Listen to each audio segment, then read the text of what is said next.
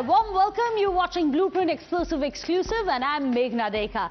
Well, Tesla is right here in India. Yes, that's right. Elon may have launched Tesla and India is certainly ready for it. But the question is Tesla ready for India?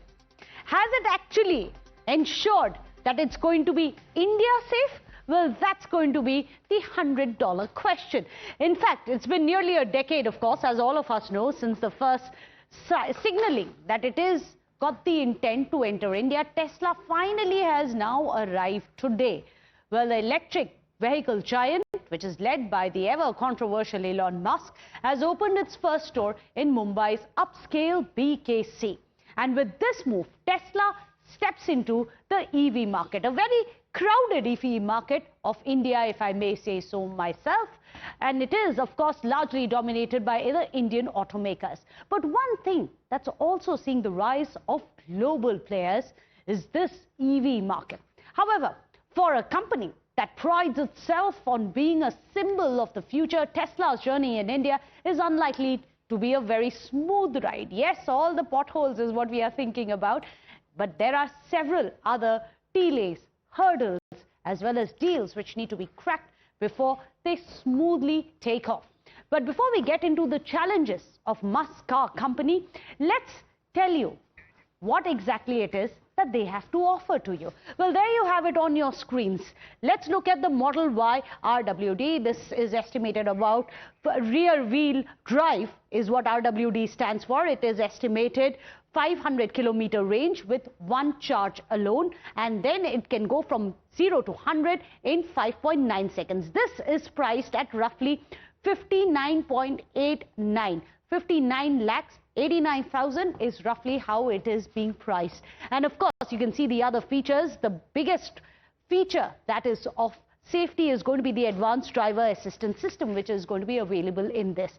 The second model, which is also being offered here, is the Model Y long range RWD, and this comes with a price tag of which we are going to get for you is going to be a slightly higher price tag, which is going to be coming in, which is 67 lakhs 89,000 rupees. This too comes with an advanced driver assistance system, and no self-driving capability, however, is there so far. So this you have all the statistics which are coming up on your screens. You can see what specifics are going to be there. The third model, which is in offer for India, is coming up very soon, is going to be estimated a range it will have of 507 kilometers at one charge. It goes from 0 to 100 in 3.1 seconds. And this one is going to be priced roughly around 40 lakh rupees. This one's going to be coming up. So there you have it. These are the three models which are going to be offered in India. But the first challenge for Tesla is going to be competing against the car makers who have been operating since the last 10, 20 or even the 30 years in the Indian market. You have the list there of India's EV segment rulers for the time being. You have it on your screens. The manufacturer, for example, you have Tata Motors, which has a massive market share of 35.4%. Then you have MG Motors, which is the second leader in the market, which is at 30.6%. Mahindra comes in at 21.3%. There are others, of course, who are dividing the rest, which comes to 12.7% of the market share. Well, those were the big car makers which Tesla is going to be competing against. But now, let's also take you through what Tesla has to offer in comparison to what other companies are already offering. So let's tell you who really is likely to rule these roads. This is what Tesla is going to be up against. For example, a Tesla's on-road price comes to about 61 lakhs. This is the Y model. Mahindra XEV 9E. This is again one of the cars which is there in the EV segment. This comes to merely 28.7, one of the cheapest EVs. This is available in India in this segment. You have Tata's Harrier EV, which comes in at 29.24 lakhs. You have the BYD Sea Lion 7, which comes in slightly more higher, which is at a 51.82 lakh price range. You have the BMW iX1 LWB, which comes in around 51.92 lakh rupees. So if you look at all of this, Tesla is going to be competing with all of these models. Some of them are literally close to one-third the price, of course, competing against BMW and the other luxury EVs as well, which are there in this. But its pricing could become its biggest obstacle. In fact, it is a very price-sensitive market such as India. The company is going to face nearly 100% import duties. Yes, you heard it right. It's close to 100% import duties, making the vehicles of Tesla significantly more expensive than any other major market. After all, it is not going to be produced in India. So let's get you a breakdown of how Tesla is likely to hit your pockets very high. What we are going to do is we are comparing how much the same model of Tesla is going to cost, for example, in US, in India, in China and Germany. In India, of course, something which will come for 59.89 lakhs. In Germany, it would have been merely 46. In China, it would have been 31 lakh 57,000 only. In US, it would be merely 32 lakh rupees. So as you can see, it's much more expensive in India to buy a Tesla which you could have bought in US for about 32 lakhs. In India, you're going to be shelling out close to 60 lakhs for that. So for its consumers, the ride may not be that smooth when it comes to the pocket. But hardly the same can be said for Tesla in India. In fact, let's tell you how the road hasn't been very smooth for Tesla, and the road ahead is certain challenges that they must overcome. The first challenge that Tesla must overcome is the fact that 94% of the EV cars have been sold only in the year between 2024-25, and all of them have been below 30 lakh rupees price range in India. The second challenge they are going to face is that only 0.3 to 0.5% of Indians can actually afford a car whose starting range is going to be close to 60 lakh rupees. The third challenge is going to be the high import duties, which are going to be making the cars expensive, especially when you compare it with the other market dominants. Fourth challenge is going to be that there is only 26,000 charging stations which are available in India, and that's going to be a logistical nightmare. Fifth challenge, pressure to manufacture cars in India, something that Tesla has not done, but its rivals are doing, ensuring that the price ranges are coming down because of manufacturing hubs in India. Now remember, pricing, competition, local laws.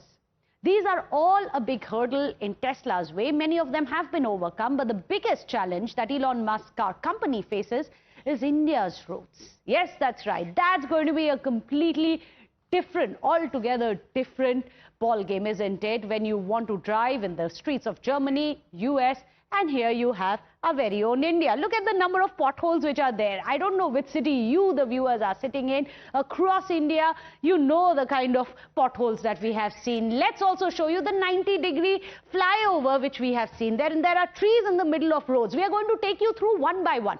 The first, let's talk about the potholes. Now remember, these are visuals which are coming in, which gives a bit of a reality check to Tesla as well. Be it the fact that there are these potholes that a Tesla must navigate. Will it be able to do that with its advanced technology? Then you have the 90-degree flyover. You'll have to navigate around that as well. We'll have to wait and see how the sensors are going to be reacting to that. And of course, you have others such as trees in the middle of a road. This is coming in from Bihar. They made the road, didn't cut down the trees which were bang in the middle of it. Of course, you had the slippery bridge also, which was there in Maharashtra, which had to be shut down one day after the inauguration because they realized that it was too slippery for bikes and for cars as well. And of course, you have the water logging. Anyone who's lived in Gurgaon, anyone during monsoon hours would know exactly what happens to a car during monsoon. So let me go across to our panelists. Today, joining us on the show, we have Hormaz Sorabji. He's an editor of Autocar India. Also, Anish Gawande is joining us, a columnist. Well, Hormaz, I'm going to come to you first. Of course, India is very excited. India is all geared up to welcome Tesla. India is ready for Tesla. But do you think, Hormaz, honestly, Tesla is ready for India? Well, I think it's as much ready as any other imported any other brand that imports cars into India. I don't think there's any point in singling out Tesla, whether they can take potholes or not take potholes, because all other imported SUVs manage that. I think what they've done is they brought the Model Y, which has a decent level of ground clearance, unlike the Model 3, which they had originally planned, and that didn't have the ground clearance. So I think, I don't think there's any problem at all, because if imported Mercedes, BMW and Audi EVs can function here perfectly without any problem, why can't Tesla? Why can't Tesla? Well, many people are definitely going to be making a beeline. I believe it's one of the cars which is on the top of a lot of wish lists. But Anish Gawande, we are looking at the statistics here. The number of people who can actually afford a Tesla in India comes to about 0.3%, 0.5% of India. That is the bracket who can actually afford a Tesla in India. But Anish, it's interesting. Many people would want a Tesla. However, at the end of it, it is going to be priced much, much higher than a Tesla, the same model anywhere else, especially in US, especially in China. Now, India is known to be a price-sensitive. Price-sensitive market. Do you think that's going to be a bit of a hurdle for them? Firstly, good to be on your show and very glad to not be talking politics this time over. But I'll come to the politics in a bit. I promise you that. The politics in just a bit. You can't not take a dig on potholes when you're a politician. But I'll tell you, the fact that you mentioned is clear, right? That very honestly, the Tesla is accessible only to a very niche audience. I think it's for the people who want to buy the car in BKC and drive it around BKC. Because if they reach Pantnagar, which was flooded today in Mumbai's Ghatkopar, not too far away from BKC, the Tesla will be as much at risk of drowning as every other car on the road. But I think the people buying the Tesla are not reaching Pantnagar. They're going only from BKC all the way down the coastal road to Marine Drive. So, in some ways, I think the Tesla might do just okay on the Indian roads. But as you mentioned, it's got fierce competition. Tesla abhi jhaki hai, Mahindra abhi baki hai. You have to see that Mahindra and other EV makers in India are putting out far superior products at far lower price points.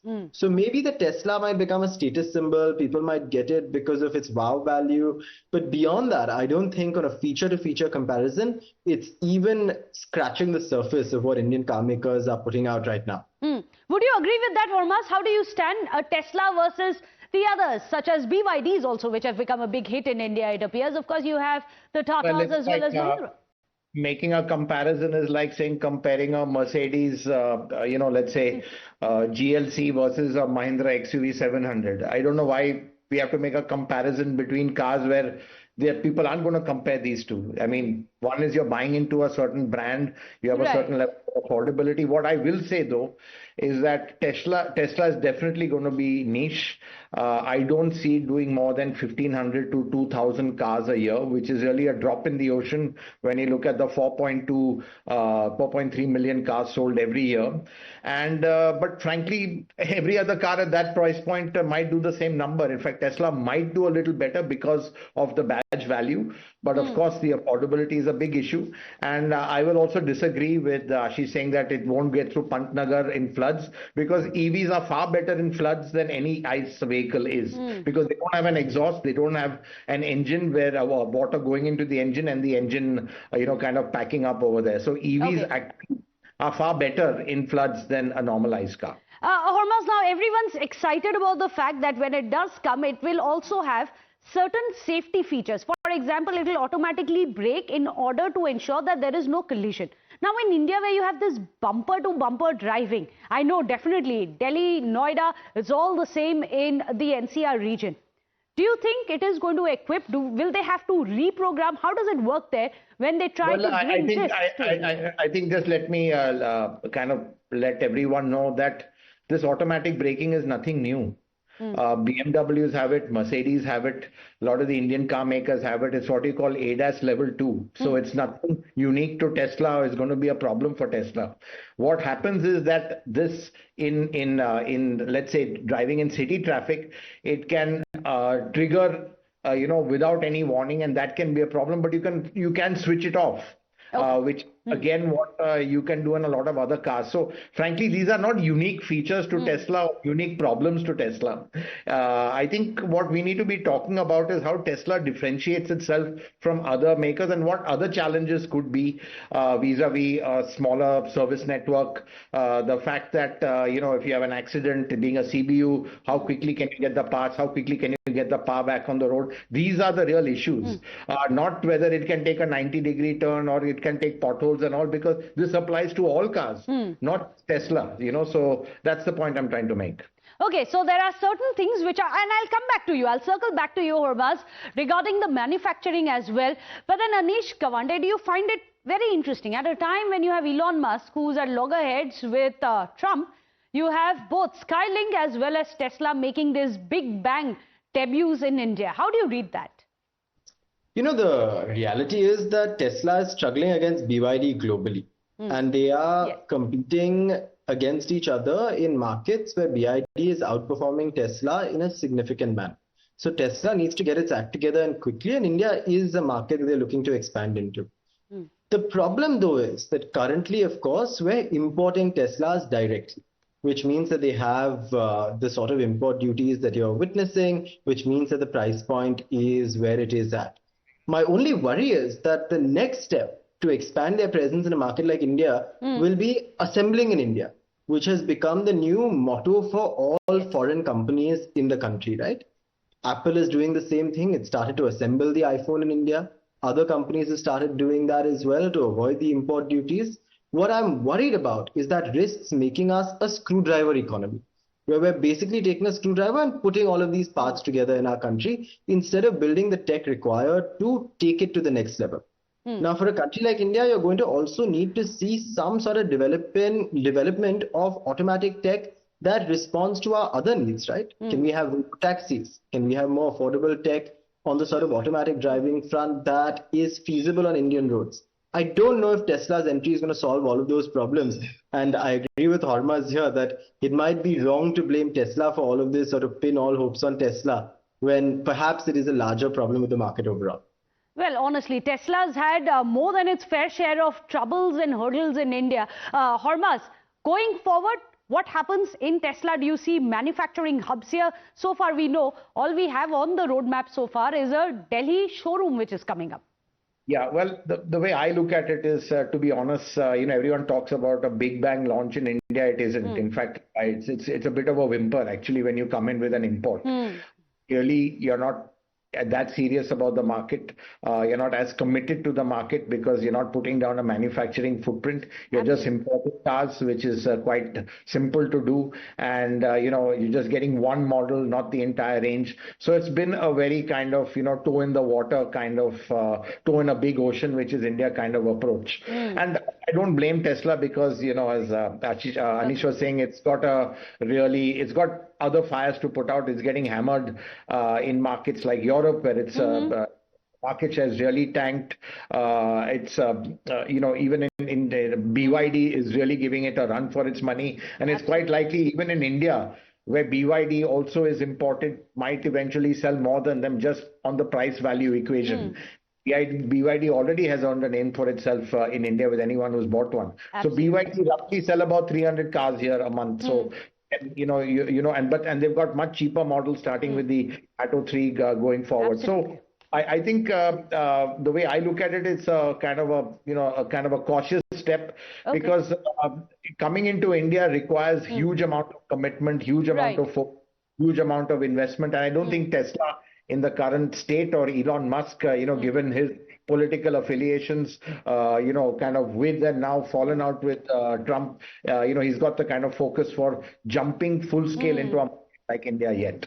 A big market like India as that, which is already very competitive and very sensitive when it comes to price points. Well, it's been a pleasure having you on the show, Hormaz, as well as Anish. Thank you so much for joining us. With that, a quick break. Don't go anywhere. We are going to be returning in 2 minutes. As we just discussed, India is ready. But the question is going to be, how ready is Tesla for India? With that, a short break.